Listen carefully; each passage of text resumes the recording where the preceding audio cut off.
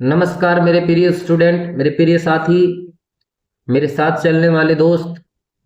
मैं फिर से आया हूं क्लास 8 का हिट गेस पेपर से वर्ग और वर्गमूल चैप्टर को लेकर के।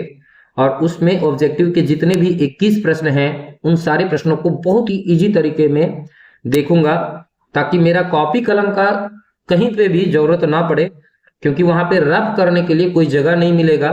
तो हम लोग दिमाग से यूज करके उसको सॉल्व करें। बस आपसे एक रिक्वेस्ट है, इस चैनल को आगे बढ़ाएं, शेयर करें, लाइक करें और कमेंट करें जो क्वेश्चन समझ में नहीं आता हो, या मेरी पढ़ाई क्या कैसी है वो आप हमें बता सकते हैं कमेंट सेक्शन में। किसी भी प्रकार की कोई जानकारी हो तो आप हमें बता सकते हैं। मैं अभय सर आपका इंतजार करूंगा, आपके कमेंट का, आपके प्यार का। और बढ़ता हूं अब आगे बिना समय बर्बाद किए हुए। सबसे पहला, निम्नलिखित में कौन पूर्ण वर्ग संख्या है? देखिए, पूर्ण वर्ग संख्या जिसमें जोड़ा करके, मतलब या तो 2 जीरो हो, या तो 4 जीरो हो, या तो 6 जीरो हो, इस टाइप का। इसमें तो 1 जीरो है तो ये तो होगा नहीं, और इसमें 3 जीरो है ये भी नहीं होगा। अब देखिए, 1 2 3 4 5, इसमें ये भी नहीं होगा। तो होगा होगा क्योंकि एक पूर्ण वर्ग है, एक को गुना करेंगे एक से तो भी एक ही आएगा, और एक का वर्गमूल एक ही आएगा, इसीलिए एक पूर्ण वर्ग है। ठीक, एक पूर्ण वर्ग संख्या में इकाई के स्थान पर निम्न में से, अच्छा ये चीज बहुत जरूरी है, ठीक है, आप लोगों को मैं कुछ समय लेता हूं, ये बहुत बहुत जरूरी है। इसको चूंकि याद करना, इस तरह का क्वेश्चन ना एक जरूर रहेगा, ये 100% श्योर है। ठीक, एक का स्क्वायर 1 होता है, 2 का स्क्वायर 4 होता है, 3 का स्क्वायर 9 होता है, 4 का स्क्वायर 16 होता है, 5 का स्क्वायर 25 होता है, 6 का स्क्वायर आप देखेंगे तो ये रिपीटेशन करने लगा, यानी यहां के बाद फिर से ये 6 आएगा, फिर 9 आएगा, फिर 4 आएगा, फिर 1 आएगा, है ना, ये रिपीट करने लगेगा। 7 का स्क्वायर 49 आएगा, यानी लास्ट टर्म में 9 आ रहा है ना, देखिए, है ना। इसी तरह से अब 4 आएगा। 8 का स्क्वायर 64 आएगा, यानी लास्ट में। 9 का स्क्वायर 81 आएगा, देखो आगे ना। 10 का स्क्वायर 00, है ना, ये आ गया। तो ये ध्यान में रखना है कि जिसके अंत में 1 4 9 6 5 और 00, यानी सम संख्या वाला जीरो, 2 जीरो 4 जीरो 6 जीरो, तो इस तरह के संख्या का पूर्ण वर्ग हो सकता है, नहीं तो नहीं हो सकता। बस ये बात ध्यान में रखना, ठीक है। अब यहाँ पे देखिए, कह रहा है कि एक पूर्ण वर्ग संख्या के इकाई स्थान पर निम्न में से कौन सा अंक हो सकता है? तो देखिए, हो सकता है तो 6 हो सकता है, क्योंकि 2 नहीं हो सकता, 3 भी नहीं हो सकता। इसमें देखिए, इस घेरावा वाला में ना तो 2 है, ना तो 3 है, ना तो 7 है ना, तो 6 है। कह रहा है एक पूर्ण वर्ग संख्या के इकाई स्थान पर निम्न में से कौन सा अंक नहीं हो सकता है? नहीं हो सकता है तो 4 तो हो सकता है, 6 भी हो सकता है, 9 भी हो सकता है, तो कौन सा वर्ग नहीं हो सकता है? तो 8 नहीं है। देखिए, इस गिरावा वाला में 8 नहीं है ना। तो बस ये बात ध्यान में रखना है। आगे हम लोग चलते हैं, ठीक है। एक second. Yes yes yes yes yes yes yes. अब यहाँ पे भी चौथा में भी वही नियम का अप्लाई करेंगे हम लोग, ठीक है। चौथा में भी हम लोग वही नियम अप्लाई करेंगे।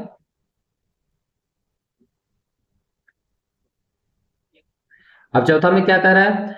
निम्नलिखित में से कौन पूर्ण संख्या नहीं है? तो पूर्ण संख्या कौन नहीं होगा? जिसके अंत में देखिए, एक तो होगा ही, क्योंकि इसके अंत में एक है तो एक हो सकता है। 9 भी है तो 9 भी यहाँ पे है, हो सकता है। 9 यहाँ भी है। 8, इसमें देखिए, इस गिरावा वाला में 8 कहीं नहीं है। 8 इसका लास्ट में, लास्ट डिजिट क्या है? 8 है। और इस घेरावा वाला में 8 नहीं है, मतलब इसका पूर्ण वर्ग हो ही नहीं सकता है। 324, देखिए इसमें ट्रिक, थोड़ा सा दिमाग तो आपको लगाना पड़ेगा ना, कि निम्नलिखित में किसका वर्ग होगा। अब 324 किसका वर्ग होगा? तो देखिए, यहाँ 25 दिया, 25 से सब अधिक है, सब 25 से। 25 का वर्ग हम लोग जानते हैं कि 625 होता है। ये कैसे आता है वो भी हम बताएंगे, कि 25 का वर्ग, 35 का वर्ग, 45 का वर्ग कैसे निकालेंगे, कभी बता देंगे, अभी हम लोग एग्जाम का। अब 25 का वर्ग होता है 625, तो जो भी आएगा तो 625 से कम आने वाला है, यानी इसका जो 25 का वर्ग जब 625 है तो 28 का तो ज्यादा होगा ना, 38 का ज्यादा होगा, 108 का ज्यादा होगा, तो छोटा वाला होगा आंसर, है ना। क्योंकि 625 से ये कम संख्या है, देख रहे हैं, 625 से 324 जो है कम संख्या है, तो इसीलिए इसका आंसर ये। किसी संख्या के इकाई अंक 7 है, किसी संख्या का इकाई अंक 7 है तो उसका वर्ग का इकाई अंक में निम्नलिखित में से कौन सा होगा? तो 7 का वर्ग का इकाई अंक क्या है? 9 है। देखो 7 का वर्ग करते हैं तो लास्ट में क्या आएगा? 9। तो ये हो गया आंसर सही। प्रत्येक वर्गाकार एक वर्गाकार कार्डबोर्ड का क्षेत्रफल इतना है तो 196 वर्ग इकाई है। तो कार्डबोर्ड की प्रत्येक भुजा क्या होगी? तो भुजा का मतलब होता है क्षेत्रफल का रूट, यानी 196 वर्ग इकाई का रूट। तो 196 का क्या होता है? 14। चूंकि ये वर्ग इकाई में है तो इसका हम लोग आंसर देंगे इकाई में। क्या में देंगे? इकाई में। तो इसीलिए हम लोग देखेंगे कि कहाँ है इकाई और वो आंसर दे देंगे। तो इकाई कहाँ है? तो डी में है। तो हम लोग के लिए कौन सा सही होगा? डी, है ना? ये डी वाला सही हो गया। अब कोई भी विषम संख्या प्रथम शुरुआत जब 1 से हो, जैसे कि 1 है, 3 है, 5 है, इस तरह का जोड़ हो, तो इस 1 2 3 गिन के हम लोग 3 का स्क्वायर कर देते हैं तो आ जाता है 9, है ना? तो उसी तरह से कह रहा है कि n प्रथम n विषम संख्याओं का योग क्या होता है? तो n स्क्वायर होता है। प्रथम 5 विषम संख्याओं का 5 को दे दिया है तो 5 का स्क्वायर क्या होता है? 25। तो यही हो गया इसका आंसर। अब इस तरह का देखिए बाबू, हम लोग इस तरह से निकाल सकते हैं, लेकिन इसका शॉर्ट ट्रिक क्या है? 3 का स्क्वायर करेंगे तो 9 होगा, 4 का स्क्वायर करेंगे तो 16 होगा, और ये दोनों को घटाएंगे तो क्या हो जाएगा? 7 हो जाएगा।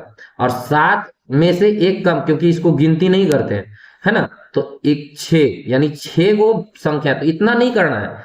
जब भी लगातार वर्ग संख्याओं के बीच प्राकृत संख्या हमें ढूंढना है तो छोटा वाला संख्या को पकड़िए और उससे 2 से गुना कर दीजिए। तो 3 दूनी 6, और यही हो गया इसका आंसर। ठीक है। निम्नलिखित में वर्ग कौन वर्ग संख्या नहीं है? वर्ग संख्या कौन सा नहीं है? तो देखिए निम्नलिखित में से वर्ग संख्या कौन सा नहीं है?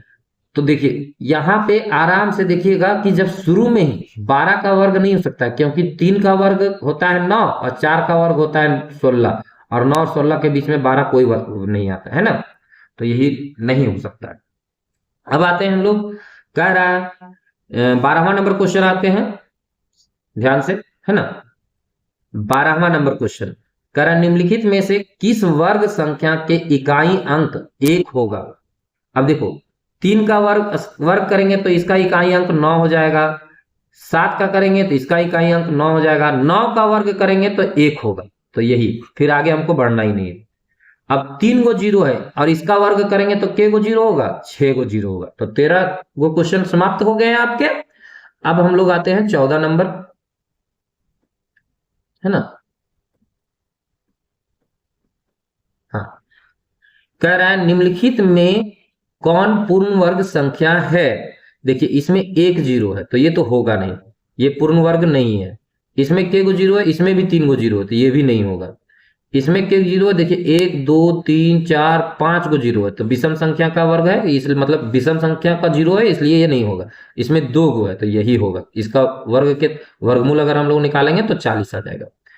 अब इतना देखो, कह रहा है 100 441 441 441 और 484 के बीच कितनी पूर्ण संख्या है? अरे यार ये 21 का वर्ग है और ये 22 का वर्ग है, तो इसके और इसके बीच में कहाँ वर्ग संख्या? एको को नहीं आएगा तो शून्य हो गया। कोई वर्ग संख्या है? जब लगातार 21 है और 22 है, लगातार है, तो इसमें कोई पूर्ण वर्ग नहीं ना आएगा। ठीक है। अब कह रहा है 1 का वर्ग 1 होता है, 11 का वर्ग 1 और 2, 2 गो चूंकि 1 था तो 2 गो 2 तक बढ़ा। अब 3 गो 1 है तो 1 2 3 गो बढ़ा फिर घट गया, है ना? इसी तरह से 4 गो तो 4 गो 4 तक बढ़ेंगे, 1 2 3 4 3 2, लेकिन 1 तो लिखा नहीं तो ये तो गलत हो जाएगा। 1 2 3 4 3 2 1, यानी सी नंबर, है ना? फिर उसी प्रकार से 17वां नंबर क्वेश्चन में है कि 7 का स्क्वायर जो होता है 49 होता है। ये देखिए 2 अंक का है तो 2 गो 4 लिखे, 3 अंक तक है तो 3 गो 4 लिखे, 4 अंक का है तो के गो 4 लिखेंगे? 4 गो। ये हो गया डी आंसर। सिंपल सी बात है, सीधा समझिए, ज्यादा उस पचांग नहीं करना। ठीक है। और ये बोले थे लगातार संख्या रहेगा और उसके वर्ग में लिखना है तो छोटा संख्या में 2 से गुना कर देना, 6 को 2 से गुना कर देंगे तो 12 गो प्राकृत संख्या। अब यहां 1.1 का वर्ग, यानी देखिए इस पॉइंट को हटाएंगे तो 10 हो जाएगा, और 121 और बटा 100, तो क्या हो जाएगा 1.21। 1.21 कहाँ है? तो डी में। आइए हम लोग 20वां नंबर आते हैं।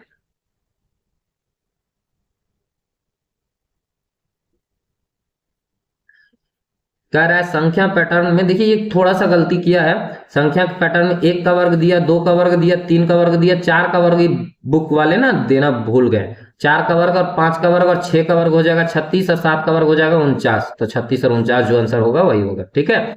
एक वर्गाकार फर्श जिसका एक किनारा 5 मीटर है, तो उस फर्श का क्षेत्रफल, तो किनारा मतलब भुजा हो गया और वर्ग का क्षेत्रफल मतलब भुजा स्क्वायर, यानी 25 मीटर स्क्वायर हो गया। 25 वर्ग मीटर आप इसको बोल सकते हैं। ठीक है। तो सी नंबर। तो ये 2 चैप्टर आपका कंप्लीट हो गया। नेक्स्ट डे मैं फिर से आऊंगा और प्रयास करूंगा, आपका जितना ज्यादा व्यूज जाएगा मैं उतना जोश से पढ़ाऊंगा, और एक दिन में 3 4 5 6 एकदम शॉर्ट तरीके से बस कंप्लीट करते जाऊंगा। और बहुत सारे बच्चे आज मिले थे तो उन्होंने कहा सर प्लीज 10 क्लास का कंप्लीट कर दीजिए, बहुत कम समय बचा हुआ है। तो आप निश्चिंत रहें, कल आपका वीडियो 10 क्लास का डाल दिया जाएगा। ठीक है। तो धन्यवाद, फिर मैं मिलता हूं आप लोगों के साथ में अगले बार। तब तक के लिए सपोर्ट करें, शेयर करें, लाइक करें, कमेंट करें जो समझ में ना आए।